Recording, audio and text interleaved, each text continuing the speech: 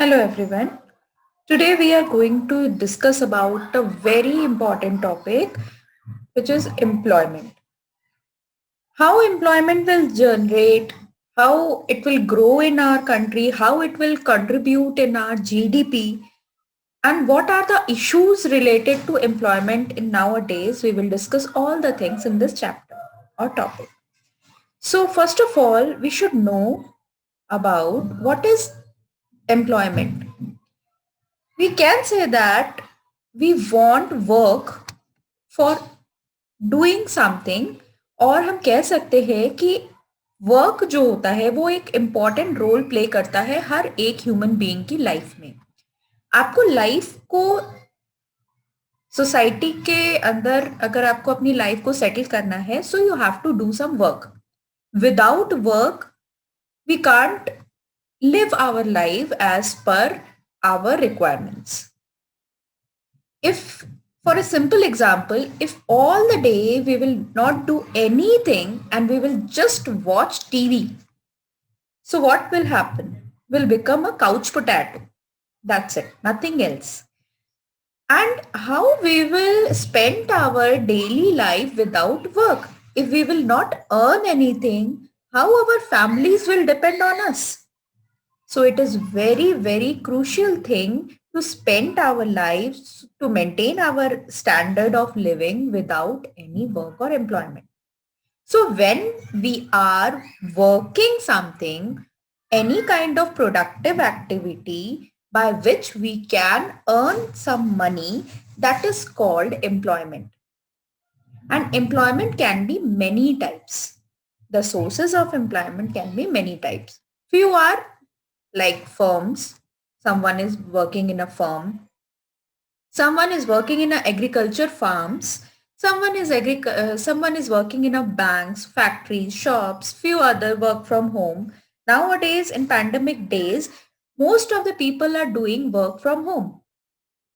But they are in a home, but they are doing something in a home and they are earning their lives. So work at home can be two types. First one, what we are discussed, the IT sector, that is a modern work technique of work from home. And another one is traditional one.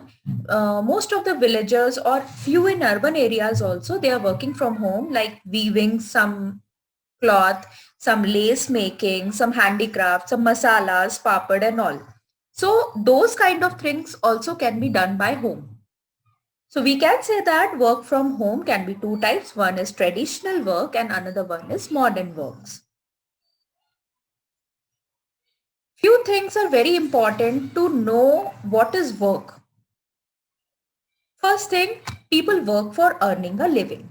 Means when people are doing something to earn for their living, that is called work. When people working and they are contributing in our national income, that is working. Another thing, when we are maintaining our life as well as our family's life, means food, shelter, water, electricity, and so on. So that is called working. Work improves the employment quality. Means day by day, if you are working somewhere or if you are gaining any skill, if you are working a long hours, you will get some skill and your work quality will improve and you will get appreciation also for this. So we can say that it helps in analyzing the contribution of various sectors and industry. If we will work in some firms, in industries, so what kind of work culture is there? What kind of salary will they will give us? So those things will associated with the work also. When we will work somewhere, we will know lot of thing about our society, like exploitation in work, like child labor, harassment in work. So these kind of social issues also know by the work only. For those reasons, we should know few points what actually the work is. We already know what is work. Now we will know who is worker. Simply, we can say that who have some kind of skill like carpenter in our home, और हम कह सकते हैं कि some electrician अगर है या फिर कोई पेंटर है, so they are worker. Why we are not worker? We are also doing some work. So we can say that in a simple words, all individual who is doing some work, some productive activity for their earning and living, that is called worker. So what kind of productive activity? If we are processing or producing some goods and services, as well as these goods and services production give us some earning for our livelihood. So that kind of activity is called productive activity or production activity. Few kind of people can also engage, also included in the worker. Who are those who are those people? Some kind of people like who is ill and who is temporarily taking a off from his work, and after some time he will again join his work. So those kind of people also included in the worker.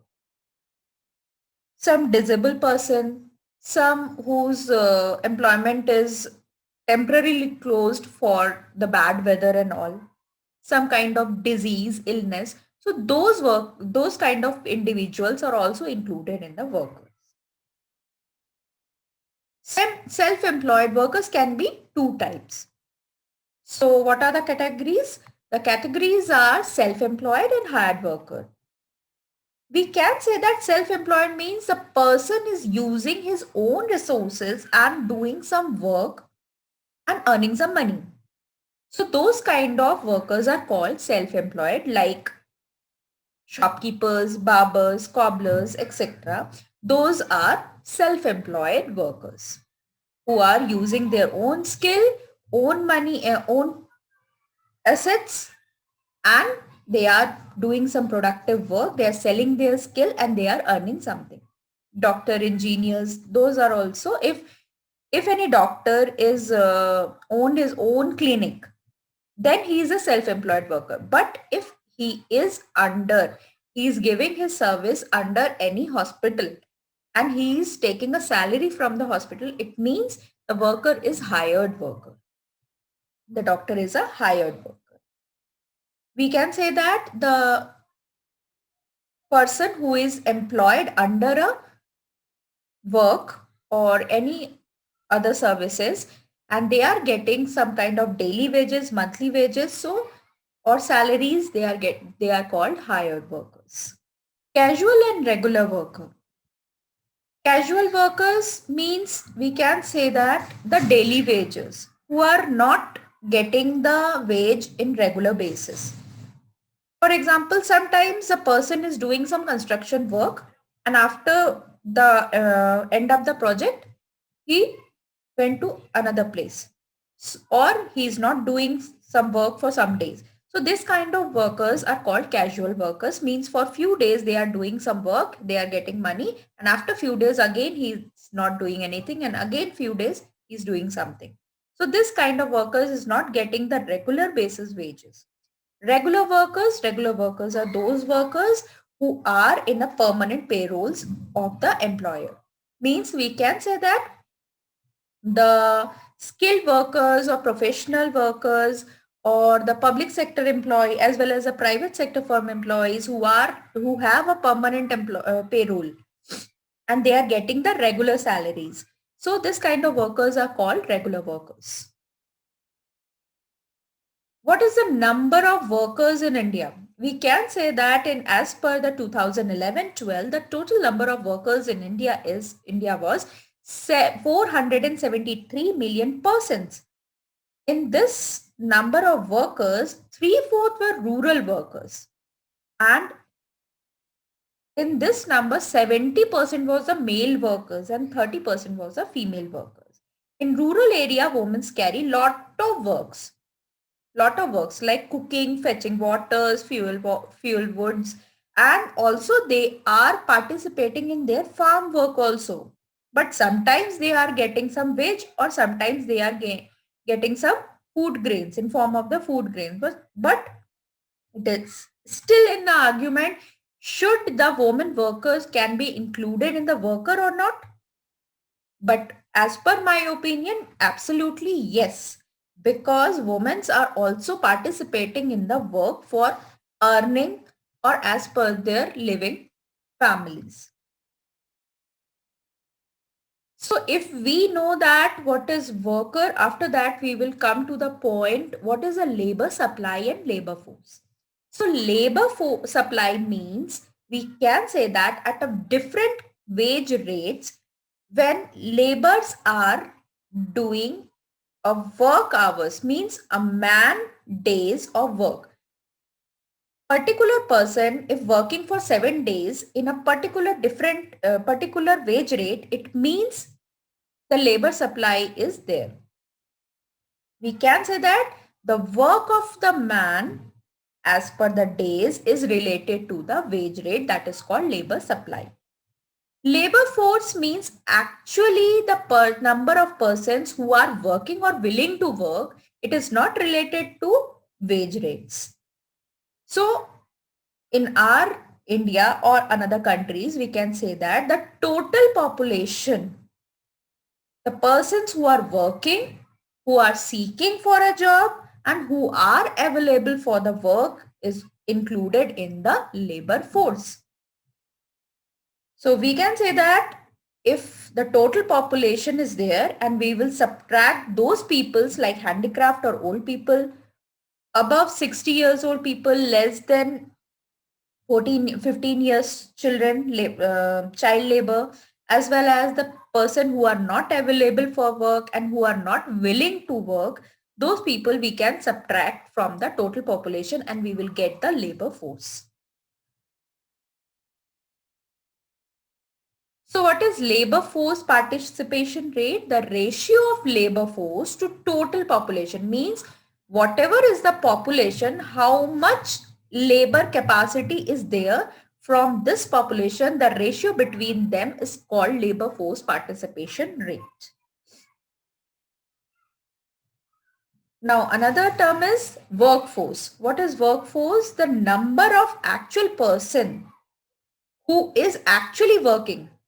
Here, we will not include the persons who is willing to work. Actual how many persons are doing the work, that is called workforce.